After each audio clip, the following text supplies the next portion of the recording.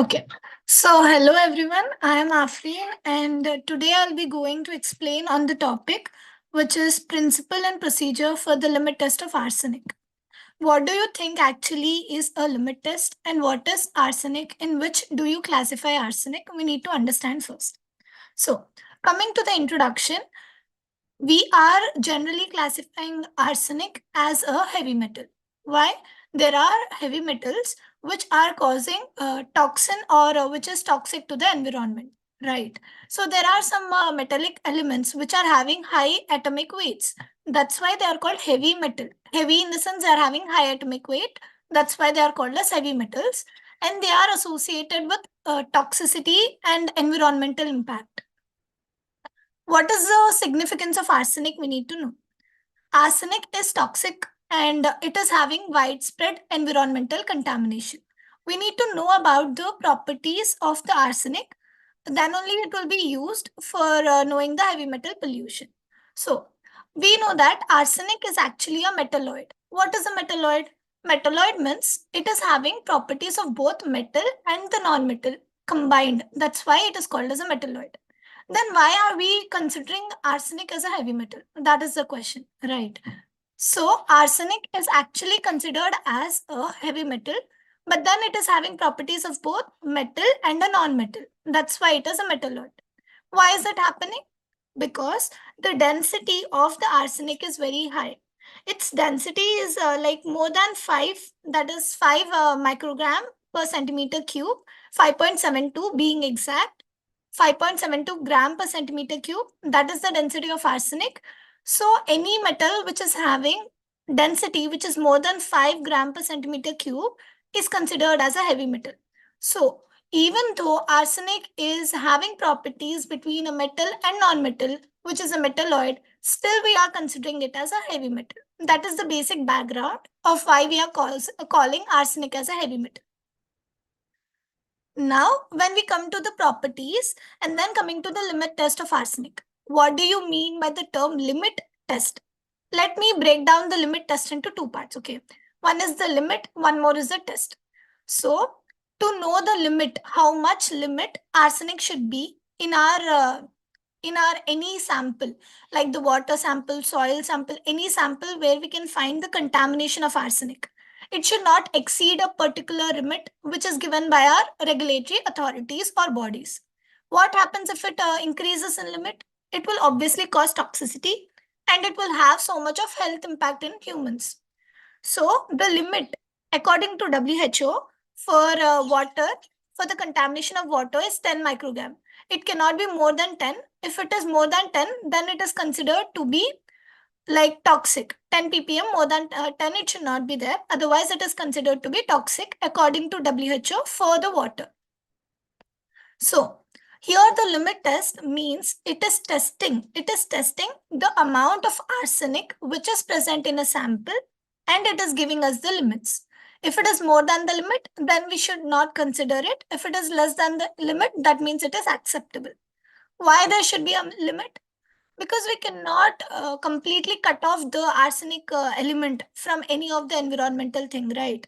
We need to have a limit, but if it is more, it is not good. So there is a test for it. There is a basic test which is used worldwide, that is the Goodsheet apparatus, that is used more oftenly. Now coming to what is arsenic, what is actually the atomic number, what is the molecular weight, what is the symbol, everything let us discuss here. So, as I already told, arsenic is a metalloid. That means it is existing between both metal and non-metallic forms. Now, the non-metallic form is more common in nature. Why it is saying that the non-metallic form is more common in nature? Because we all know that the metallic form is of two types. Okay, one is the green arsenic and one more is the yellow arsenic, and the non-metallic form is of one type, that is called as the black arsenic. And this non-metallic form is more prevalent in nature. In the nature, in the sense, it is more in the soil, in the water, in the minerals, ores, it is more. Okay, the next thing we are discussing here is the toxicity, the inorganic arsenic form and the organic arsenic form. Inorganic form is more toxic whereas the organic form is less toxic. What are the types of inorganic form and why it is more toxic than compared to the organic form is a question. So, what do you think? Why is that inorganic form is more toxic than organic form? Because inorganic forms of arsenic include the ions like the arsenate ion and arsenite ion. So these two ions, we all know that ions are more soluble in water or in the blood. So when it is more soluble, it will prevail in the blood for the longer time. So it will get accumulated in the tissues and it will cause toxicity. Whereas the organic form, which is the arsenocholine, there is a compound called arsenocholine, which is the organic form of the arsenic. So this organic form is less soluble and it will not be or stay in the body for a more longer time. That's why it will be easily excreted. So it will not cause toxicity. Whereas this inorganic form is accumulated in the tissues, that is why it is causing toxicity. This is the first reason, right? What is the second reason? Second reason for inorganic form to be more toxic is, secondly, it will be like the metabolites. After metabolism, you get the metabolite, right? That metabolite is actually more toxic than the actual arsenic form. So that is why inorganic forms are more toxic. Now here they have told that arsenic has been historically used in pesticides and wood preservatives. Why is it being used as a pesticide? Pesticide is nothing but which is killing the pest or the insect. So now the arsenic is having a big story, background story, why it is being used as a pesticide. That is why it is used to kill insects, how it is doing it. Because arsenic will inhibit certain kind of enzymes which are responsible for production of the energy in insect. So what happens when arsenic is taken by insect? Then the insect's respiratory system as well as the energy production will reduce. So when energy is not there, the insect will die. One more thing is that this arsenic will impact on the tracheal muscles of the insect. So no tracheal muscles and no respiration, and then again the insect will die. So in this way, arsenic used to be used as an insecticide and a pesticide in olden days. But now they are not using it. The simple reason is the toxicity, because we have got to know that arsenic is toxic, and if we inhale or if we intake that arsenic when we are taking foods or the crops or anything, then it will cause toxicity. So we are not using arsenic as a pesticide now, we are using other alternatives to arsenic as a pesticide. The next point here, you can see the environmental cycling. Here, it basically means that this arsenic is produced by basically two sources. One is a natural source and one more is a synthetic source. In natural source, we can get it from volcanic eruption. We all know when there is an eruption of the volcano, we will get many metal ions. One is the arsenic. And because of mining, also because of ores, we will get arsenic. And even because of the forest fire combustion. When the forest fires will be combusted, then there is a result of release of the arsenic. So you are getting arsenic through all these sources. And because of the weathering and because of the biological transformation, again arsenic will be regenerated. That is called as environmental cycling of arsenic. So, why is it important to learn about arsenic? What is the limit should be present in arsenic? Why is it important? Because we need to judge how much concentration is not toxic, and if that limit will exceed, it will cause toxicity. So, let me tell you one example here. This arsenic, arsenic is also present in the rice. Like we are consuming rice. India is actually having a staple food of rice. In rice also you will have arsenic poisoning. Why is that happening? We all know that paddy, which is nothing but rice plant, it grows in so much of water. Like if rice or the paddy needs much water for its growth. Okay, so as we already know that arsenic is contaminated in water, as I've already told, because arsenic is more prevalent in water and it is contaminated, and the paddy needs more water for its growth. That is why this rice is also contaminated with arsenic. So we need to wash properly the rice before eating it or before intaking it. Otherwise, there would be a chance of arsenic contamination.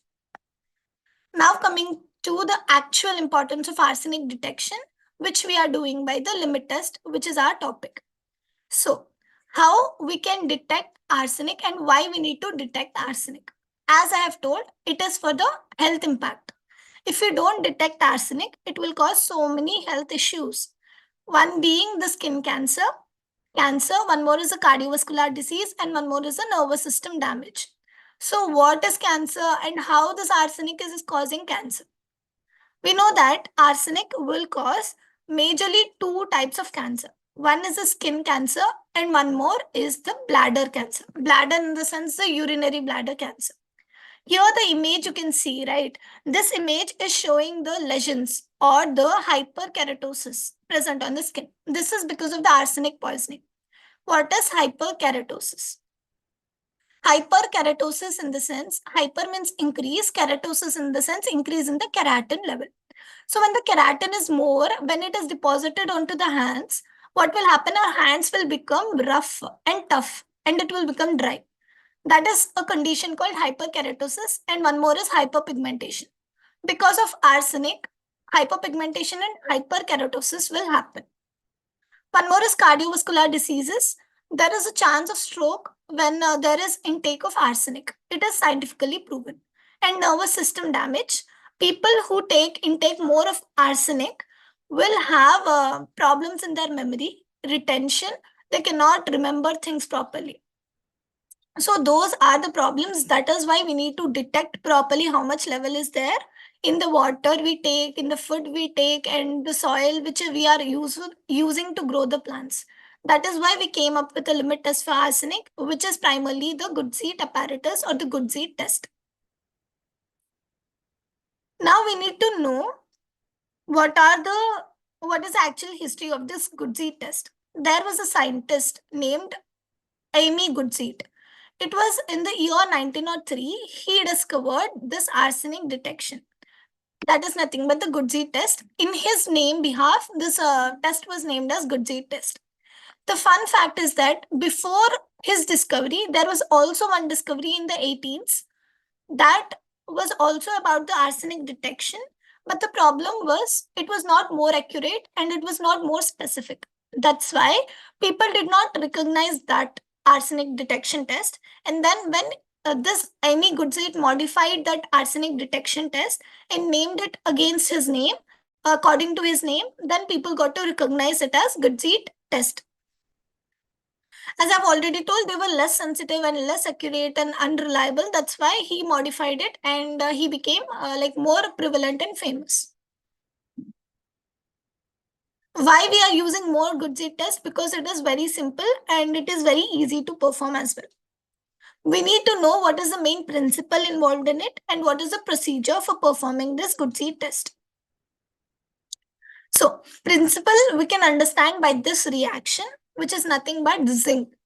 Zinc is actually acting as a reducing agent. Okay, so this reducing agent, as you can see here, zinc and stannous chloride, okay, they will act as a reducing agent and it will convert it into arsenite. So what is happening? Arsenic, which is present in the sample, is usually in the form of arsenate ion. Because of the reducing agents like zinc and the stannous chloride, here in the apparatus, we will keep the zinc granules, okay? Those zinc granules will act as a reducing agent and it will convert the arsenate into the arsenite ions. Now, from that, you will get a gas. That gas is called as the arsine gas. Okay, this arsine gas is actually volatile in nature. Volatile in the sense it will get vaporized very easily at room temperature. That is called volatility. So this arsine gas will get volatile very easily and quickly. So in that apparatus, actually, we will keep the zinc granules. We will use the calcium chloride and we will also use the lead acetate. We will also use, actually, we will keep a mercury chloride paper. The paper which is impringed with mercury chloride. So what is the use of this mercury chloride? We will learn further. So what is happening basically because of the zinc, which is a reducing agent, what is happening? That sample arsenate will react with the zinc, which is a reducing agent, and convert into arsenite. Now, this arsenite will also produce a gas called as arsine gas. This arsine gas is volatile in nature. Volatile in the sense it will travel through the tube and it will reach to the mercury chloride paper. When this gas will react with this mercury chloride paper, it will convert into a yellow color. Why it is converting into yellow color is a question. Because of the formation of a yellow color compound. There will be a formation of yellow color compound called as Ag3As3Cl3, nothing but a combination of HgCl2 and ASH3. HgCl2 is mercury chloride. ASH3 is nothing but the arsine gas. When these two will combine together, you will get a yellow complex. I told you mercury chloride is nothing but a paper which is having mercury chloride onto it. And arsenic gas, which is volatile, it will react with this paper. That's why this complex will give yellow color. So, more the arsenic present in the sample, more will be the arsenite because of zinc reduction. More is the arsenite, more will be the arsine gas.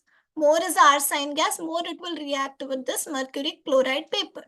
If it reacts more, it will get more yellow color. So, depending on the intensity of the yellow color, you can decide how much arsenic gas has, how much arsenic metal or the heavy metal is present in that sample. And if it is more than the limit, then we can ignore it. Then we can say that this is out of the limits. And if it is within the limit, we can say that it is passing the limit test for arsenic. As I've told, there are different reagents which have been used in this limit test of arsenic. The first one being the potassium iodide. It is acting as a catalyst. What is a catalyst? Catalyst is anything which will increase the rate of the reaction, but it will not undergo any changes by itself. It will not change, but it will increase the rate of the reaction. That is the meaning of a catalyst. So here it is catalyzing the reduction of arsenate to arsenite. As I've told, there are zinc ions present which are acting as reducing agent and it will convert the arsenate to arsenite. So for that reaction, to speed up that reaction, we are using potassium iodide, which is Ki, using as a reducing agent. Now comes the zinc. As I've told, it is a reducing agent and it will generate nascent hydrogen. Reducing agent in the sense it will generate nascent hydrogen. And the HCl is nothing but the hydrochloric acid. Why it is important? Because it will provide the acidic environment.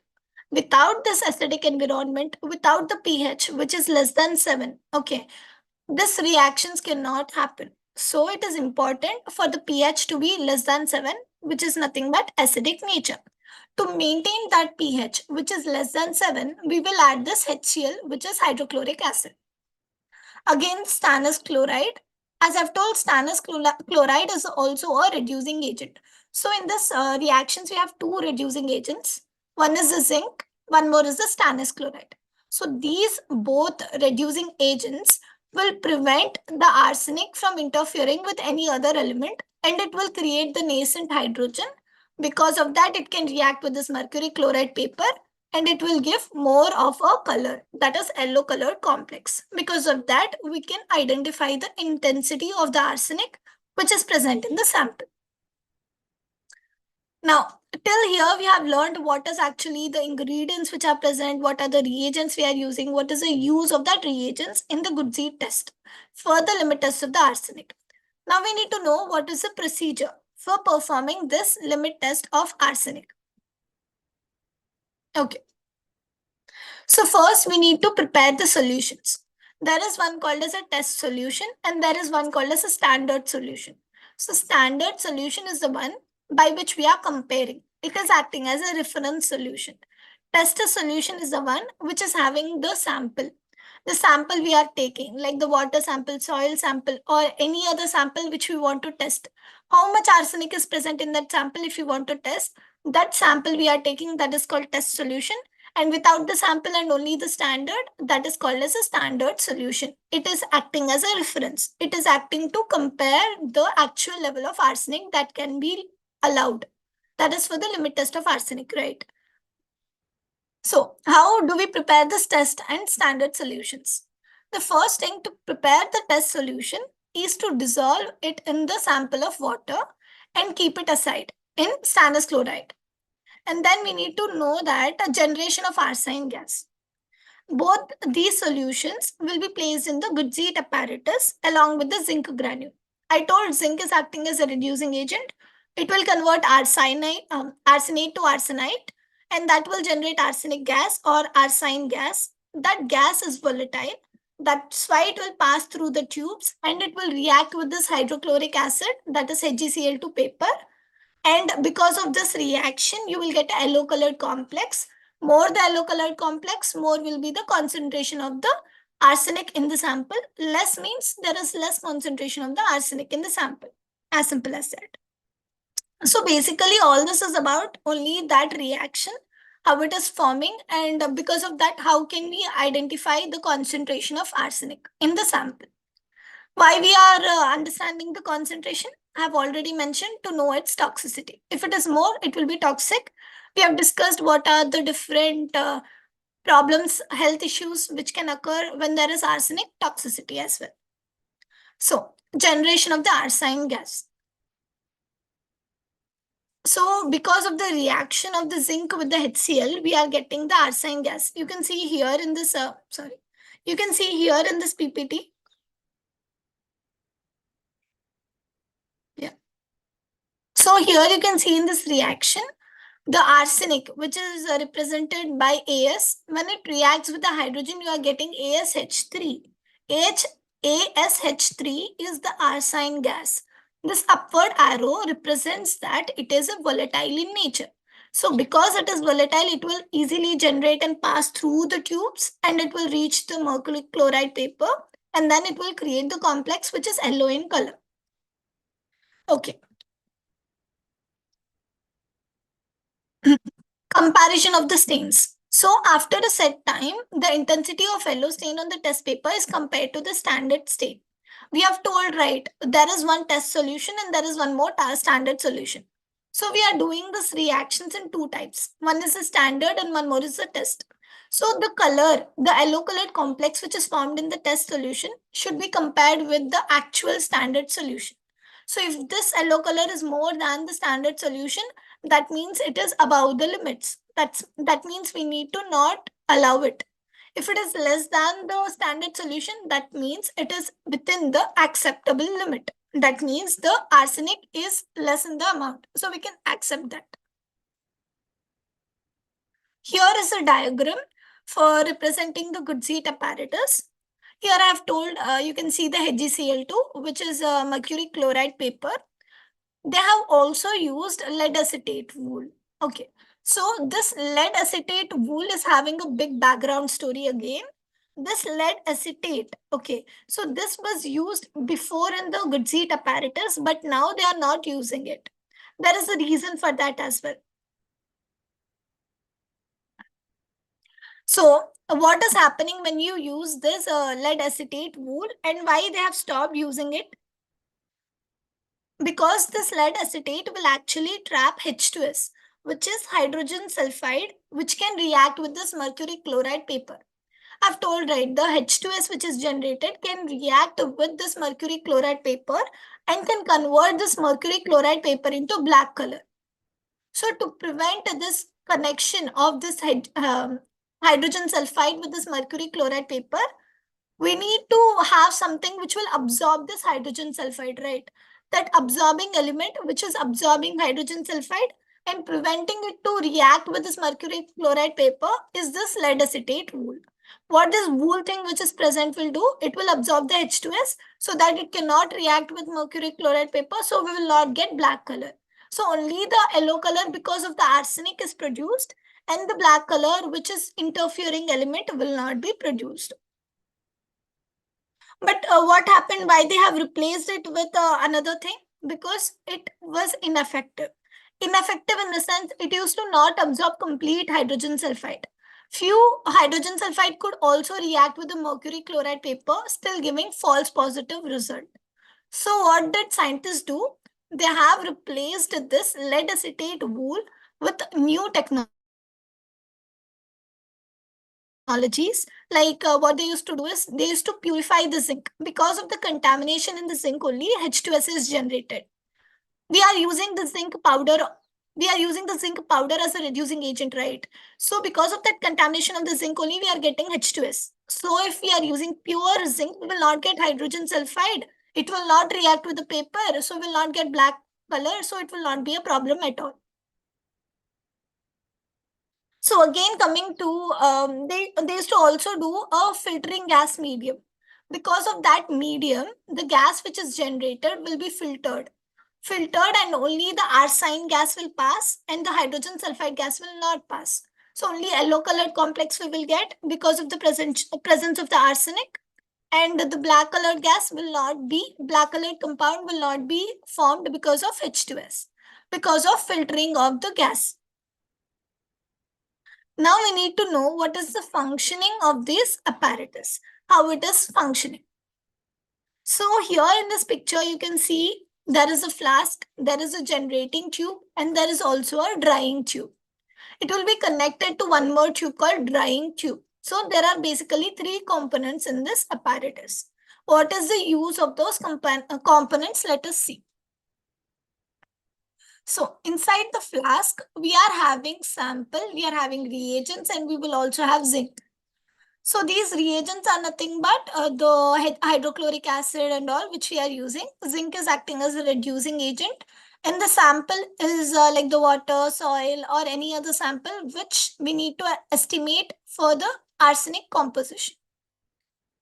Now this generation tube I have told, right? Generation tube is there, drying tube is there. So just this generation tube will allow the nascent hydrogen and the arsine gas to pass through. That means what we have told, the arsenic gas, which is nothing but volatile in nature, that will react with the hydrochloric acid paper, and it will produce a yellow colored complex. So this generation tube is allowing that arsine gas to pass and react with this mercury chloride paper. The drying tube. The drying tube should be filled with calcium chloride. So this is the element which we have not discussed yet, that is called as a calcium chloride. What is the use of this calcium chloride?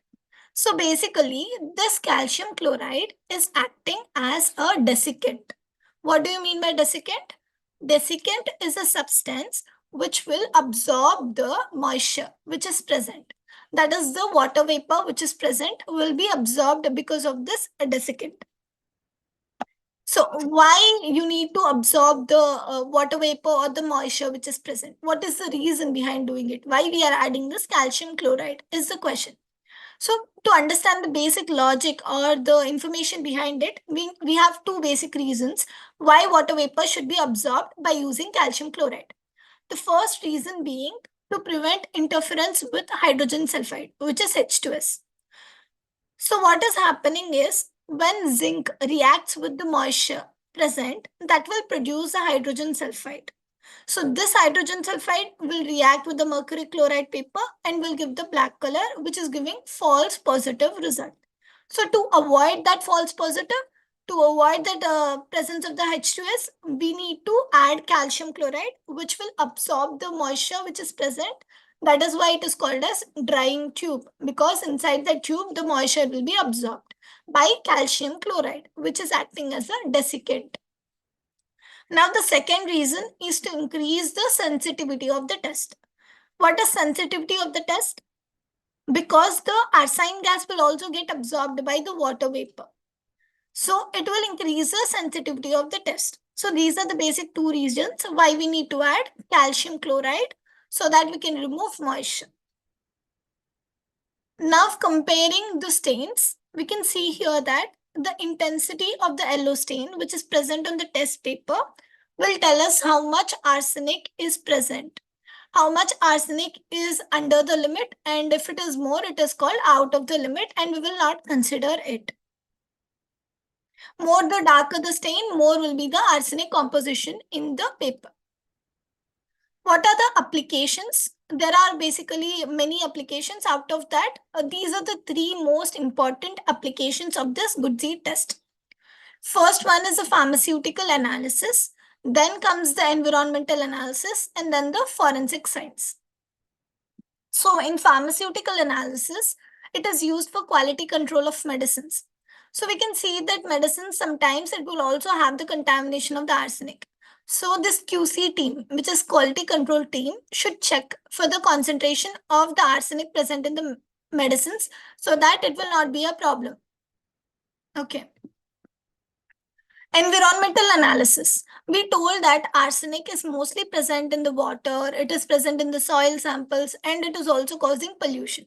So we need to control the concentration of the arsenic which is present in all these environmental things so that contamination will not happen. So that is basically the environmental analysis. Then comes the forensic analysis. In these, Guthrie test is used to detect the arsenic poison in tissues or food samples. So sometimes, because of the toxicity in the organs, because of I have told right the cardiovascular toxicity, skin toxicity, urinary bladder cancer, this can lead to death also.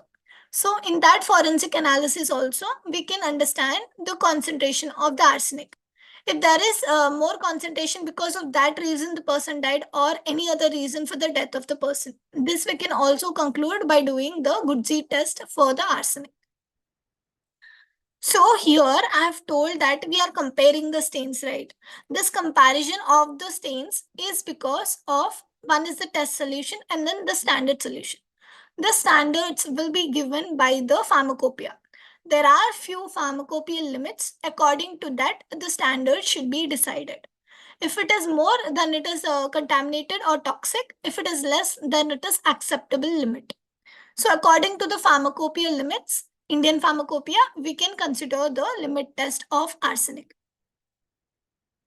Here again, let us go through this. Here there is a hole, right? So this is preventing the leakage of the arsine gas out of it. So there should be a permeability between the two media. That's why the hole is present. So for other heavy metals also we have different kinds of tests, but for this arsenic we are using the Guthrie test. In arsenic also we are having different kinds of tests nowadays. There are few limitations of this Guthrie test. First limitation is it is not that sensitive. Second is it will also give false positive result. That means even though there is less composition of the arsenic metal, still it will give the false positive result. So it is a problem with the Guthrie test. And this is the older test and it is not having more accuracy and we cannot completely rely on this test. So the scientists have developed few new methods which are very advanced and which are also used for the detection of heavy metals including arsenic. So basically, there are three most important principles for the detection of arsenic as a heavy metal. Here we are talking about three alternative advanced methods which we can use for the detection of the heavy metal as a limit test for arsenic. The first one is the AAS, which is atomic absorption spectroscopy. So what does this method do? Atomic absorption spectroscopy. The name itself says that it is atomic absorption. That means atoms will absorb light. Light which is at a specific wavelength. At a specific wavelength, the atoms will absorb the light. So arsenic will also emit light at a particular wavelength, right? So if it is absorbed at that particular wavelength of the arsenic, that means we can say that it is nothing but the arsenic atom is present. That's why by using this atomic absorption spectroscopy, there will be more accuracy. You will get more sensitivity to the test. So these are few modern techniques. These are few advanced techniques which we are using instead of this Guthrie test, which we can use it in our labs. The second most prevalent test is XRF. XRF is nothing but X-ray fluorescence. So we all know that X-rays are the rays which will be emitted. So if we take a sample, X-rays will be emitted and then it will give fluorescence. That's why the name X-ray fluorescence. More amount of fluorescence, more amount of arsenic, then it will cross the limit. If it is less than less amount, then it is within the limit. This is how they will categorize the second test. Then comes the ICP-MS, which is a complicated full form, which is nothing but it is inductively coupled with the plasma, and MS stands for mass spectrometry. We will divide this into two parts. One is ICP, one more is MS. Okay, so ICP is nothing but inductively coupled plasma.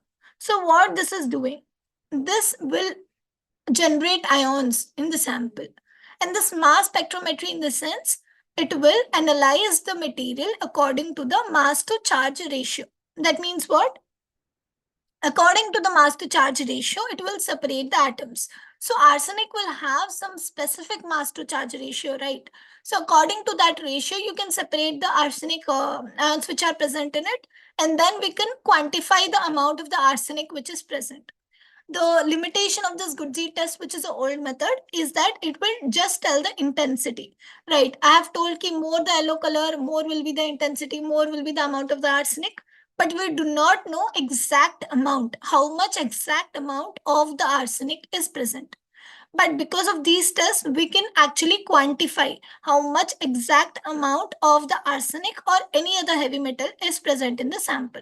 So these are the basically advantage of the advanced and alternative techniques which are used nowadays in the modern time than compared to the Goodsey test which is used historically. This Goodsey test is still used in the labs because it is a very simple test and easy to perform. But we need to take few precautions while doing this Goodsey test because we know that it is toxic in nature. We need to wear the PPE. PPE in the sense personal protective elements. So we need to wear this PPE kits and so that like gloves, eye mask, goggles, we need to wear it so that there will be no toxicity or inhalation of the toxins. One more thing we can do is we can use the complete ventilated fumes so that the ventilated hood will prevent the inhalation of the harmful arsine gas or the harmful fumes which are generated during this limit test of arsenic. So these are few limitations and these are few precautions we need to take while doing this Goodsey test. Okay, so we should also note a few points like as I've told that toxicity of the arsenic. So government should also take few measures so that there will be few limitations for the toxicity in the water which we are intaking and the food as well as in the soil. So for the environmental protection also, the detection of arsenic is very important. Okay, so let me recap all of this in just 5 minutes so that we can conclude. So as I've already informed you that arsenic detection is very important because it is having so much of health impacts. The first one being the cancer. It can cause the skin cancer as well as the bladder cancer. The second one is the neurological defects. And the third one is a cardiovascular disease. Neurological means it is causing diminishing in the memory. Cardiovascular disease, it can cause stroke. So basic thing here is that inorganic in the organic forms. Inorganic form is more toxic than compared to the organic form. I have told why. Because inorganic form will have ions. Ions means it will be more soluble. That's why it will cause toxicity. See the history of the Goodsey test, which I have discussed already. And then the reactions. The main thing to remember in this is that because of the zinc, which is a reducing agent, or the stannous chloride, which is again a reducing agent, you will get the arsine gas. Arsine gas is volatile in nature. That means it will pass through the tubes and it will react with the mercury chloride paper. Paper which is filled with the mercury chloride. Because of this reaction, you are getting a yellow colored complex. More the yellow color, more will be the intensity of the arsenic. By this way, you can categorize this amount of the arsenic which is present in the sample. So this is the reaction which we have discussed earlier. And these are the reagents. The HCl is important for giving the acidic environment. And the stannous chloride and zinc are acting as a reducing agent to form the arsine gas. Potassium iodide is again acting as a catalyst. So these are the points you need to remember. And then the thing is you need to compare it with a standard solution. The standards will be given with a pharmacopoeia. According to the pharmacopoeia limits, you need to follow. Here, according to WHO, 10 ppm is the limit which should be present, which should be less than that. Then only it is considered as it is within the limit for water contamination. This is the diagram which we have seen. Here I have told that lead acetate wool. So this lead acetate wool will prevent the reaction of H2S with the mercury chloride paper, which can give the black color. So this black color can interfere with the yellow color, which is very important for us to detect. So that's why to absorb that H2S gas, we are using this lead acetate wool. And we have discussed what is the functioning and what are the apparatus which we are using in this. So in this, we have discussed about two tubes. One is the generation tube and one more is a drying tube. So the element which is new here is the calcium chloride. So this is acting as a desiccant, as I have informed you. Desiccant means it will absorb the water vapor.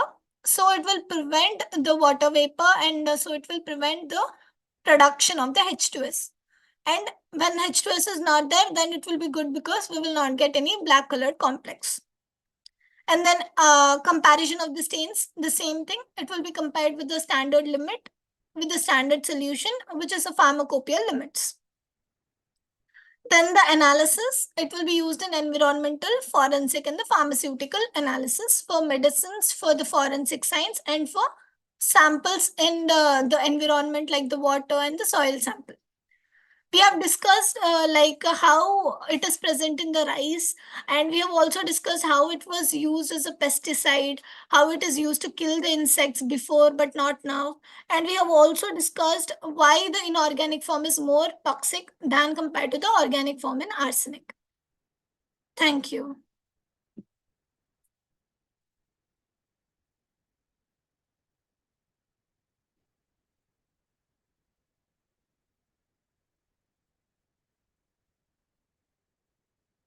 You can comment down if you have any doubts so that I can go through it.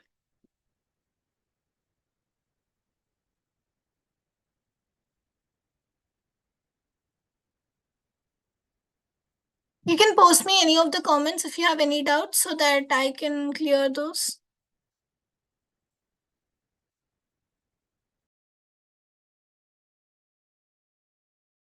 Okay. So let us discuss few questions which are related to this topic, which is the limit test of arsenic. So if I ask you what is the test, what type of test is involved in the limit test of arsenic? Is it a gravimetric test or a calorimetric test or a titration or the chromatography? So the answer would be it is a calorimetric test because we are getting the yellow colored complex, right? Which is nothing but the calorimetric test, which is metric in the sense measuring, calorimetric in the sense measuring the amount of the color which is present. So by knowing that it is a calorimetric test because of the presence of yellow color stain, which is because of the reaction of the arsine gas with the mercury chloride paper, which I have discussed earlier. And then if you think that the next question would be the presence of hydrogen sulfide during the limit test, it will, which color it will indicate. I've told that hydrogen sulfide, we have discussed this in the lecture as well. Hydrogen sulfide, when it reacts with the mercury chloride paper, it will give blackish or the brownish colored. So the answer is the brown or the black color. So because of hydrogen sulfide substance which is present, we will get a black or the brown color. Next question is, which of the following sample preparation method is commonly employed for the arsenic limit test? So for the arsenic limit test, as I've told, it is nothing but the Goodsey apparatus or the Goodsey test which we are using for the quantification of the arsenic present in the sample. What are the other heavy metals which are causing toxicity? First one is the cadmium. So here in this image, you can see the cadmium, right? So this cadmium is actually present in the batteries. It is also present in the cigarette smoke. So the cigarettes will also have some amount of the cadmium heavy metal. That's why it is also having more amount of the cancer, lung cancer. There is a more chance of lung cancer because of the cadmium, which is a heavy metal, which is present in the cigarette smoke. So this is an additional point which you need to know when it comes to the topic of heavy metals, because this is also very important to know. Then the mercury, we know that it is the only metal which is in the liquid form or the liquid state. And the lead, we might have heard that we need to not eat the pencil leads because it is toxic. Right. That is because if it is more concentration, it will cause toxicity. It is a heavy metal which is again toxic, as you can see here. Arsenic, we have discussed it in our lecture as well. So there is a test called as Marsh test. So in this Marsh test, which gas is evolved because of the presence of the arsenic? So the gas name is nothing but the hydrogen gas. We have discussed that here in our principle, we can see there is the production of the H, which is nothing but the nascent hydrogen. So this hydrogen gas will be evolved because of the presence of the Marsh test. And then comes to the next question. What is the advantage of using the silver nitrate test in the arsenic? What is the advantage of it? Is it sensitivity or specificity or simplicity? Why we are using this silver nitrate, which is AgNO3 in our test? So it is to improve the it is to improve the specificity. As I've told that Goodsey test, one of the limitation is it is not that much specific. It is not having more specificity. So what these scientists did is they have added one more element, which is nothing but the silver nitrate, AgNO3.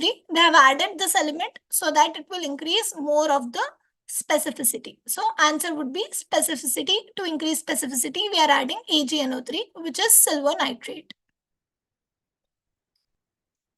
So the next question is, which is the common source for arsenic contamination in pharmaceuticals? Options, let me give you. One is the glassware or the air or the water or the plastic container. What is the most common cause of the arsenic contamination? What is the most common source? So the answer is water. As I've told, water contamination is the most common source for the arsenic because whenever you are doing mining or because of the volcanic eruptions or because of the forest fire, everything will go into the water. Because of that, arsenic is also more present in the water. With this, I've already told one example why the rice is also having contamination of arsenic because the paddy will grow more in the water flooded fields. So it is also having more chance of arsenic contamination. That is the background behind this answer. I have told that there is atomic absorption spectroscopy, which is a advanced method or an advanced alternative for this Goodsey test, right? So what is the wavelength? At which wavelength we are considering that? I've told that atoms will absorb atomic absorption at one specific wavelength of light. What is that wavelength for arsenic is a question. What is that wavelength for arsenic? Is it 220 nanometer or 254 nanometer or 520 nanometer or 700 nanometer? What is the wavelength at which arsenic will be absorbed? What is the absorbance wavelength? So here the answer is 520 nanometer. So this is the wavelength at which the absorption will take place. Okay. So what is the purpose of using a standard solution? I have told here, right? In the comparison of the result, I have told that you are using two types of solution. One is the test solution and one more is the standard solution. So the question is, what is the use of the standard solution? Why we are using the standard solution? Options, let me give you. Is it to neutralize the element or to calibrate it or to enhance the color or to precipitate arsenic? So it is actually to calibrate the instrument. So by using the standard solution, we can compare the actual limits according to the pharmacopoeial limits. So that is why we are using the standard solution. What are the precautions we should take while doing this Goodsey test? We need to wear PPE kit. We need to be careful not to intake the toxins. So we need to use a ventilated hood so that fumes will not enter directly through our nose. Okay. So here, what is the minimum limit that should be present so that it is considered acceptable in water according to WHO, World Health Organization? What is the limit which is acceptable for arsenic in water contamination? Is it 15 ppm or 10 ppm or 5 ppm or 20 ppm? The answer is it is 10 ppm. I have already told this in my lecture. It is 10 ppm.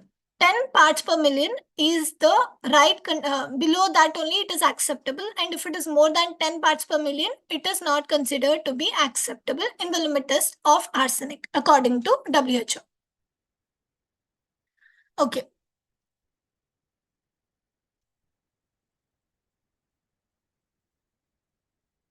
So here we have already discussed about the arsine gas. What is the chemical formula for arsine?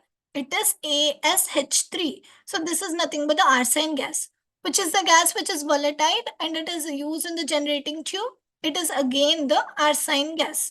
So arsine gas is volatile in nature and it will react with the mercury chloride paper to give the yellow color. This two sentences is the complete summary of all this presentation, because these two sentences are very important for understanding the principle for the limit test of arsenic. So which is the reagent which is used as a reducing agent in our limit test of arsenic? What is the reagent which we are using it as a reducing agent? Basically, there are two things. Which one is it? It is the zinc and the stannous chloride. So this zinc and the stannous chloride is used as a reagent for the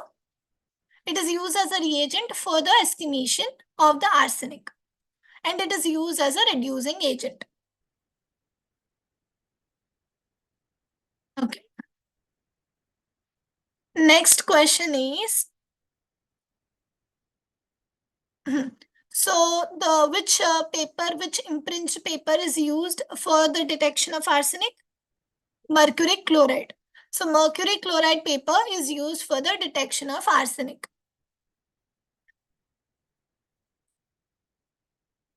And which is the catalyst which is used in this reaction? What is the catalyst which we are using in it? It is potassium iodide. So the catalyst which we are using in it is potassium iodide. So what is the use of this lead acetate wool? I have told what is the use of this lead acetate wool. What will it do? It is used for the absorption of H2S, which is hydrogen sulfide, so that black colored compound will not form and it will not interfere with the formation of the yellow colored compound, which is very important for the detection of the arsenic. So the basic purpose of lead acetate wool is to absorb the H2S so that it will not form any black colored compound. What is the use of the calcium chloride which we are using in it? Calcium chloride, what is the use of it? It is used as a desiccant. Desiccant means it will absorb the water which is present. That is why water vapor will not form the H2S. Again, the same thing, it will not form black colored compound, so it will not interfere with the formation and generation of the yellow colored stain, which is very important for the detection of arsenic.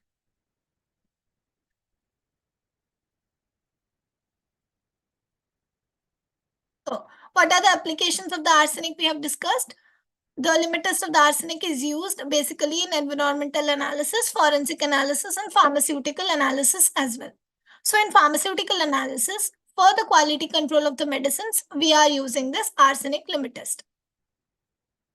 Okay, I have told that what are the health impacts of arsenic. What are the health impacts of arsenic? What health issues it will cause because of toxicity of arsenic?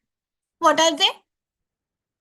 The first one is the cancer, which is including skin and the urinary bladder cancer. Which kind of skin cancer it will cause, and what are the other problems related to the skin?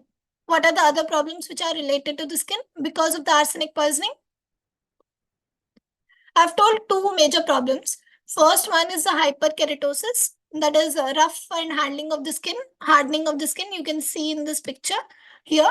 That is called as hyperkeratosis because of the keratin pigment more.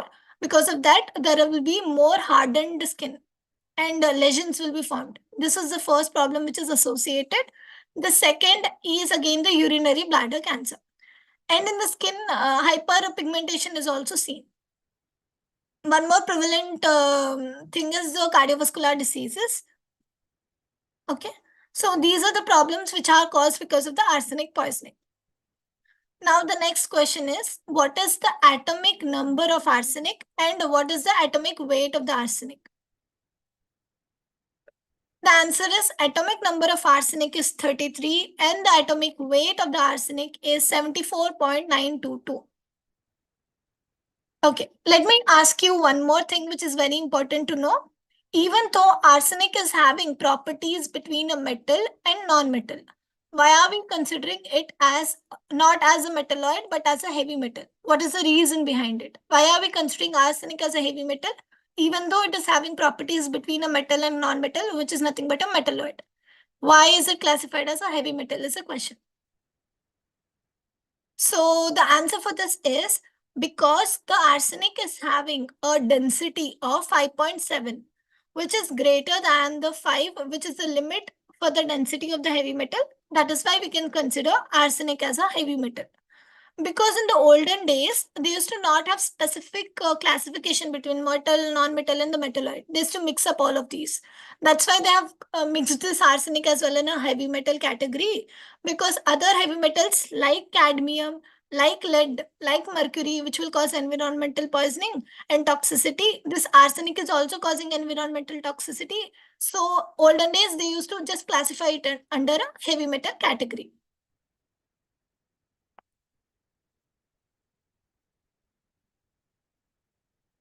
Okay, then we can conclude by here. If you have any doubts, you can post in the comment section. I will be happy to reply you all. Thank you.